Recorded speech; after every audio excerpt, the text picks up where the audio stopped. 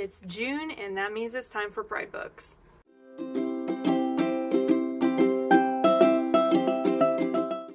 Hi, hello, and welcome back to my channel. My name is Alex, and today is the Pride Month episode. You see my assistants are here today to make sure I don't mess anything up for you.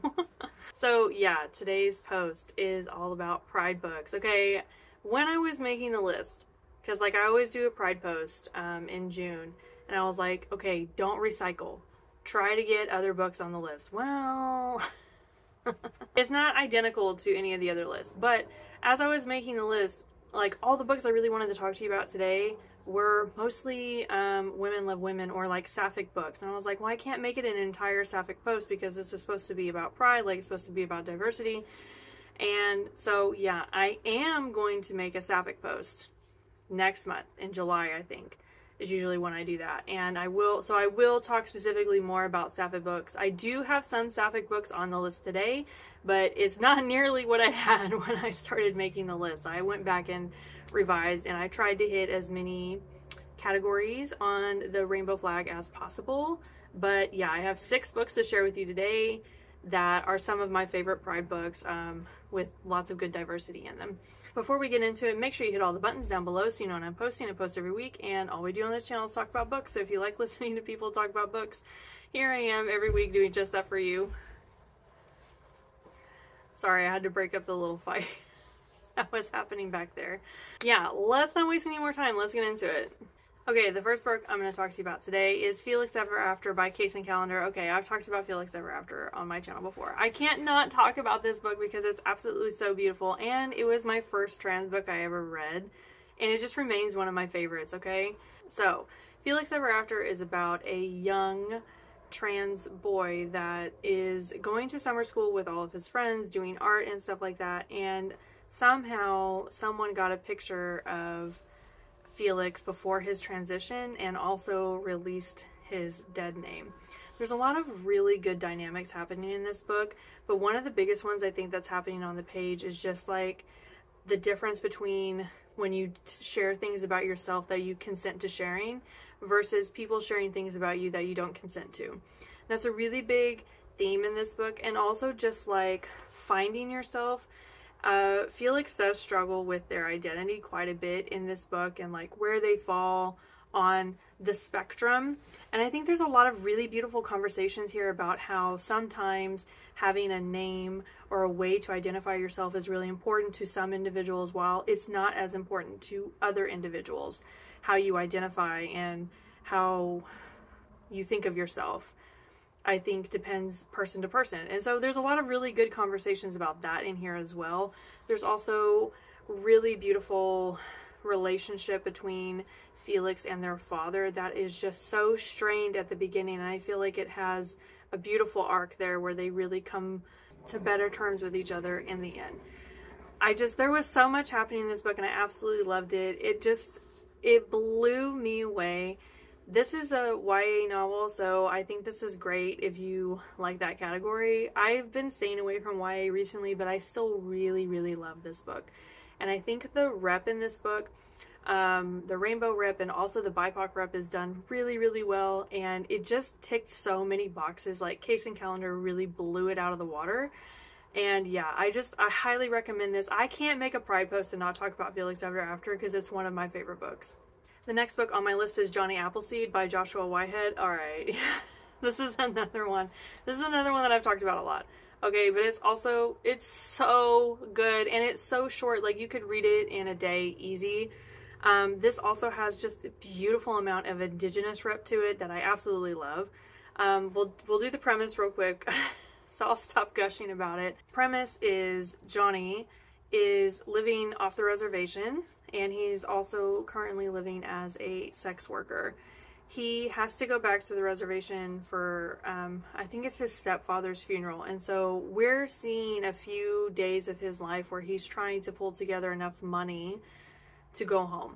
And in these days that we're with him, we just see this beautifully painful and tragic story of him growing up, not being very accepted within his home, within his community, and leaving that and finding acceptance in other ways, some healthy ways and some unhealthy ways. And we're also getting a snapshot of like his original love story, which I thought was just so painfully beautiful. This book was so raw and heavy. If you like trauma books, this one's really good, and it's so short. I was so invested in this story. Like, Joshua Whitehead just blew me away with how much I cared about Jonny right away and how much I could not put this book down.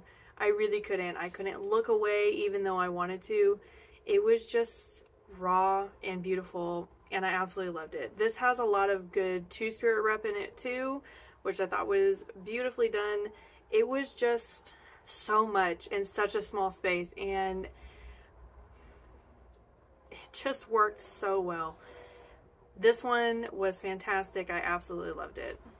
The next one on my list is Love and Other Disasters by Anita Kelly. Okay, I'm just gonna smile the whole time because I absolutely love all of these books. This one was so much fun though. I wasn't expecting it to be as fun as it was. Okay, so basically we have these contestants that are on a like reality TV food show. So it's like a food competition. So we have two characters, these two on the front. Now I can't remember their names, but they actually like fall for each other while we're doing this cooking competition. So we have this like reality TV thing that's like happening, and that's a really fun aspect. But we also have these two like finding each other, and that's a really fun aspect.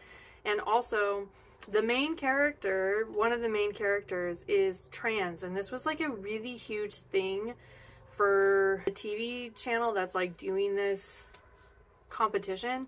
They're basically like using that person to like promote the show, to like show like, oh yay, we like have diversity and stuff like that. So there's a lot of that dynamic happening too, and how this character actually feels about being the like spokesperson for the trans community on a reality TV show. It's a lot. There's a lot of stuff happening. We also, the other main character is bisexual, and so there's lots of really good rep here. There's also some BIPOC rep, but not a lot. I think the representation that's on the page is done really, really well. This book was really fun. It was really exciting, and there was just so much happening all the time. I felt like every page there was something new happening, and the pace was just phenomenal on this one. I really didn't think I was gonna like it as much as I did, but I ended up really, really liking this book. So yeah, maybe you'll like it too. The next book I'm going to talk about is Upright Women Wanted by Sarah Gailey. If y'all been on my channel a minute, y'all know how I fangirl Sarah Gailey. Okay. But this is the first Sarah Gailey book that I've done where the characters are sapphic. So typically in Sarah Gailey's books, there was some sapphic rep in the one book that I read, Magic for Liars, and then the other book that I read by them, I don't know, I was really unsure where the character fell on that spectrum because it was not part of the story. It was not a big deal in the story. That wasn't the main focus. So I didn't really have an opinion either way about where they fell on the spectrum. This is definitely women love women, and I love that. This is also really, really short. Like, you could read it in a day easily. I think the audiobook is like 4 hours, so yeah, it's a really quick one. But basically, I can't decide if it was like dystopian or just really long ago, but we have a lot of rules about what people read, what people do, and who people see. And our main character, in order to avoid getting in trouble for liking women, she joins the Librarians, which is a traveling caravan of women that peddle approved materials from town to town. But there's so much more than that. And secretly, they help other women that love women escape these towns. It was everything I didn't know I wanted. There was so much cool stuff happening on this. My only complaint was that it was so short. I really could have read an entire book on this because there was so much happening and there were so many questions, and I just wanted more. I wanted more. This has a very Western feel, lots of, you know, riding in the desert and revolvers and people running from the law and things like that. It was a really good time, but yeah, it was really short, and that was really my only complaint. But I just loved the story, and if you want something like sapphic western, like, it ticks so many boxes, and I just had the best time. Okay, the next one on my list is the Wicked Villain series by Katee Robert. If you guys have been here a minute, I've talked about this on my channel before. The Wicked Villain series is basically Disney villain gets the girl or person. Okay, and the reason that it's on the Pride Month book, the Pride post, is because it's very fluid. Everyone is into everyone, okay? There's no specific conversations about who people date and who people see. There's not a lot of labels or anything like that, but if you're wanting smut that's very mixed, I would say this, okay? There's lots of things happening with everybody on the page. There's not one book I've had, I've read 3. All of the books have mixed partners. Across the board. There's no lack of mixture, if that makes sense. So if you're wanting something smutty where everybody is interested in everybody, this is a good one, okay? I've not been disappointed yet. It's all been lots of fun. The last book on the list today is Yerba Buena by LaCour. I literally just talked about this book last week. On the last post, I talked about Yerba Buena because I literally just read it. This is sapphic, and I absolutely loved it. And the reason that I absolutely loved it is because LaCour took her time developing each of these characters in their own story before she brought them together, okay? And I feel like when you read romance, it's always like the romance is the biggest part of the story, you know? Like, that's the pinnacle. The romantic aspect of the story is the reason that you're there. And for this book, I felt like the reason that we were there was because we wanted to know each of these characters, and then it was like a very cleverly disguised romance. Like, it almost didn't even feel romantic until it did, and then when it did, you were just like so excited and so happy that it was happening, and I loved that.